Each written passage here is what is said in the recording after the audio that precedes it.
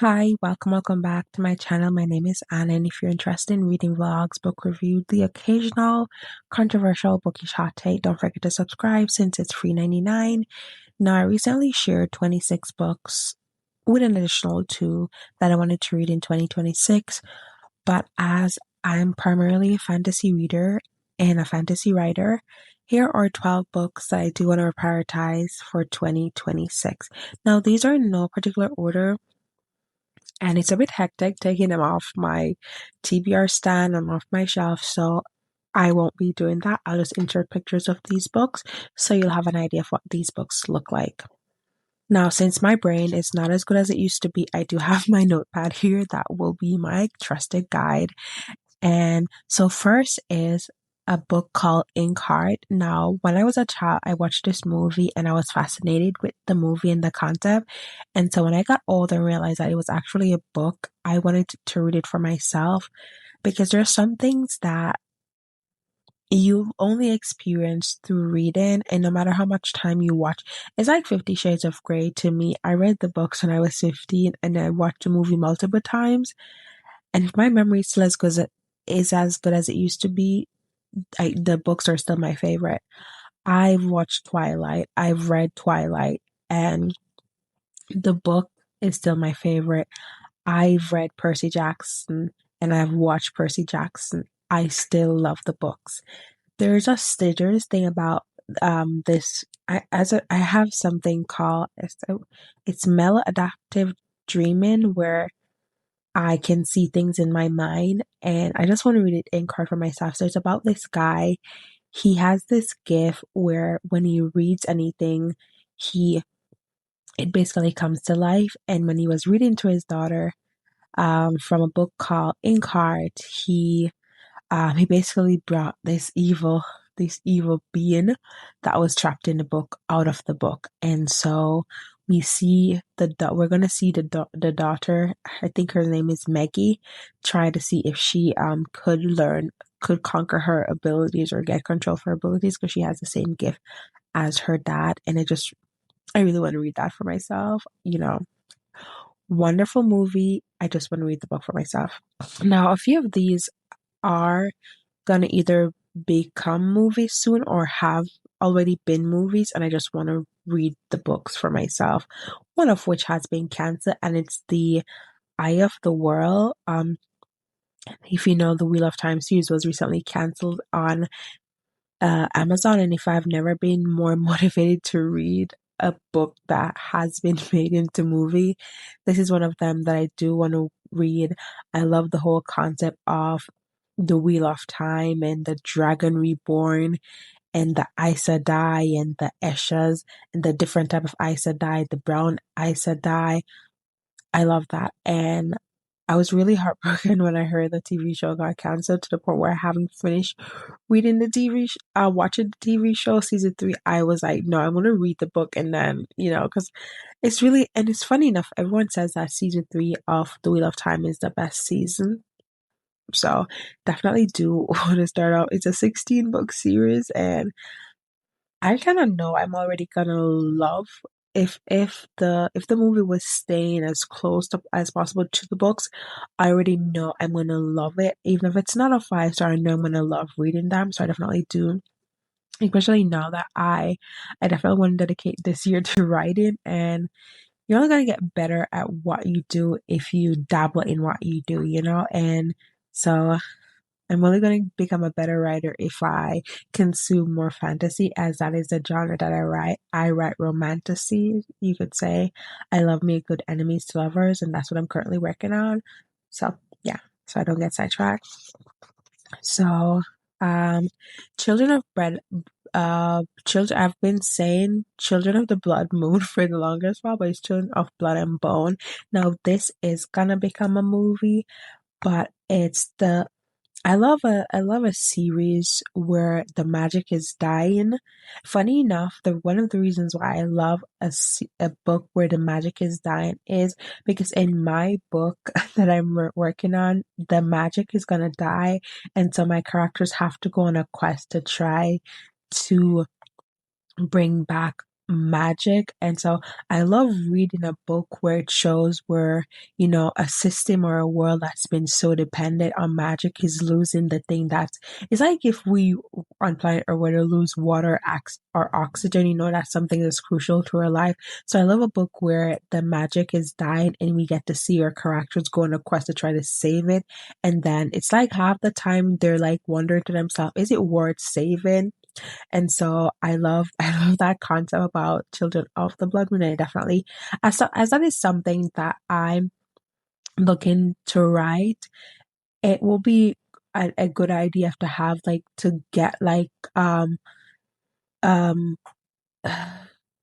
sources that I can draw upon to, like when you write a book, no, as much as creative as you want to be, nothing will ever be truly creative. But seeing someone else do it, it gives you that push that you can do it too. And so, yeah. Then we have Six of Crows. I'm gonna be honest, I watched Shadow and Bone, and when I watched Shadow and Bone, the TV series, because I watched it first and then read the books, and I didn't really like the first book that much because the movie did it a lot better. The way I pictured it when I read the book, that's not how the movie did it. And I kind of like, oh my God, I think my nose is running because I have this nasty cold. And so I didn't really like the Shadow and Bone book, but I love Kaz Brecker and his gang or his theme, or I love Inej and that other guy. And I love the line with the heart renderer. I love her. I don't remember her name.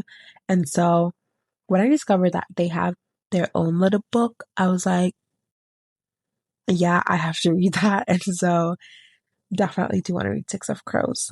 As a big, big Twilight fan, when I was a girl, I still think I'm very young. But when I was really young, like 13, 12, 11, 14, I loved reading anything with vampires. I loved reading anything with werewolves. That was me. And so I love a book where there is a witch. And I love the whole, one of my very first books I ever wrote was a witch, a witch and a hunter falling in love. And so Heartless Hunter is just, Ruin is a witch, follows Ruin a witch, and Gideon, he's a witch hunter. And he's trying to catch her and she's trying to evade him. And she's basically helping other witches escape. And I guess we're gonna see them fall in love. I love that kind of opposite attract type of throwing books. And so I did start reading this and I love it. Has a little cat and mouse type of thing with a little bit of a love triangle based on what I read. And so I definitely do want to finish this because I did start it back in 2025. So like I said earlier, love me a good vampire werewolf story. So Emperor of the Vampire basically follows this vampire. He's like the last, he's part vampire. He's like a vampire hunter too, and he's the last of his kind. And so the vampires that capture him basically want him to tell his story. And so we see him telling his story, and it's his mannerism. The vampire hunter, he has this mannerism that I love. I recently finished Wheel of Time, and he has like the mannerism of Captain Graham Gore.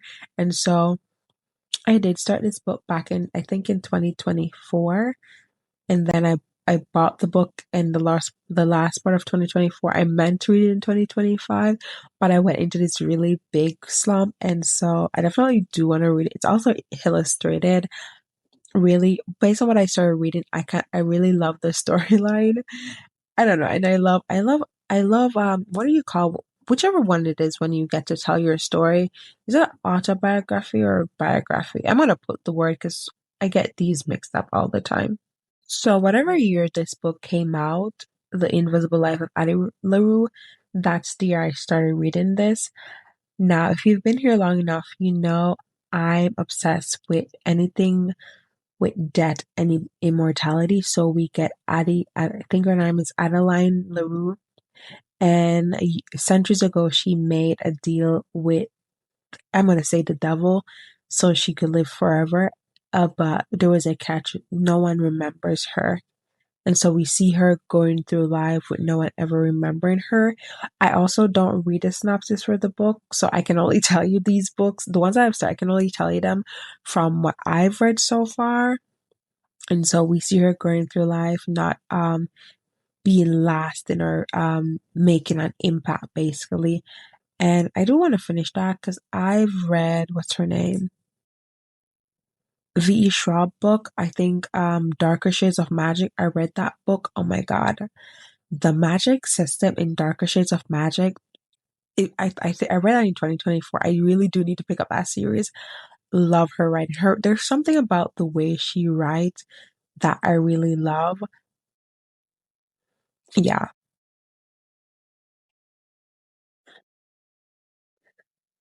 When I was 13, I think we read The Lion, the Witch, and the Wardrobe in high school. And ever since I've read that, I've been meaning to read it the complete set. I've watched all the movies that were ever made multiple times. I really love it. Like, I didn't know, however, that it was based on it's Christian fiction. I didn't know until years later that it's Christian fiction. I really don't like reading books that are rooted in Christianity, but I do love the Chronicles of Narnia, and I do want to read the complete series for myself since they won't be making all the movies. And I do think that it's one of those stories that made an impact on my life.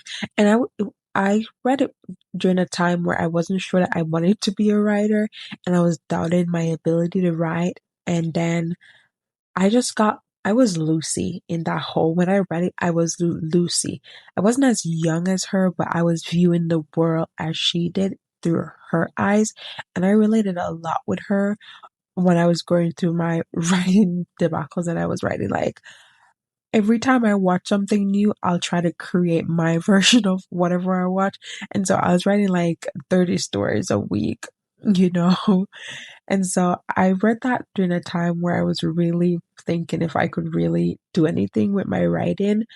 And so it kind of resonated a lot with me. And now that I do want to get back to focus on my writing, it's funny that this is one of the books I definitely know that I want to divulge or dive into, you know?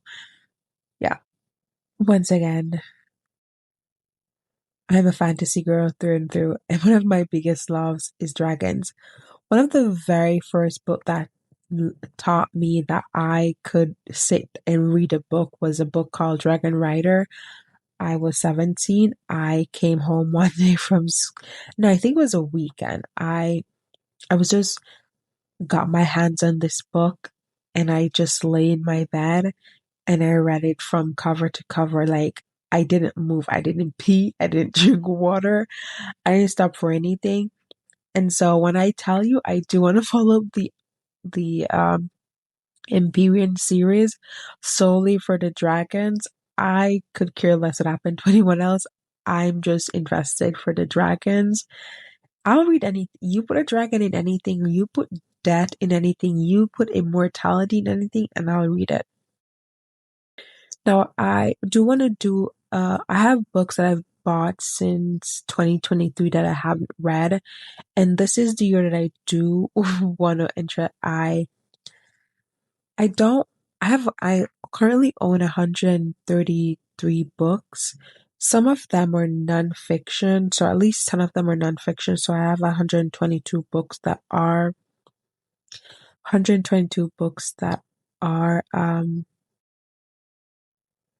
fiction.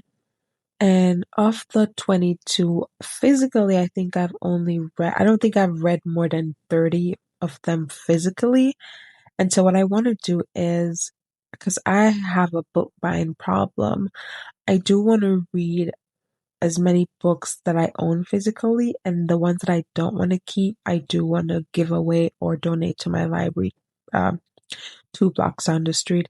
And so one of the longest fantasy books I've owned is the Cruel Prince, and so I do want to read this. I think if I do read this before I read any other Fae book, this will be the first Fae book I read. I could be wrong that there is no fae. I just know that there's a girl named Jude in this book, and I think there's a guy with a tail, but I could be wrong. I just know that it's one of the longest fantasy books I've owned in my possession since I started buying books in 2023. So I definitely do want to read this book so I can decide, you know, if I like it or not. Then when I was in high school, I got my hands on Percy Jackson.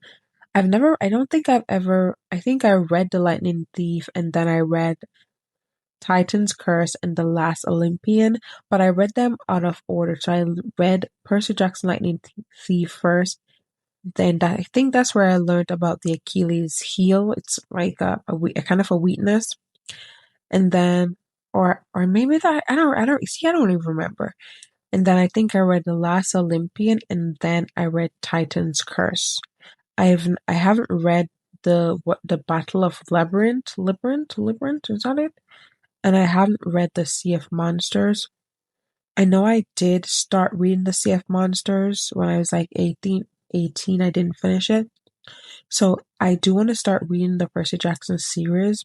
I'm gonna go watch it on TV as I do my daughters here, but I'm still gonna read the book because like I said, the TV shows still to me do not match up to the book. I'm still gonna read the book. And lastly, I do want to read the Twilight series because similar to the Percy Jackson, I read Twilight out of order. I read Twilight, I've read Eclipse. I've never read I didn't read New Moon and I didn't read Breaking Dawn. I did start reading Breaking Dawn. I never finished it.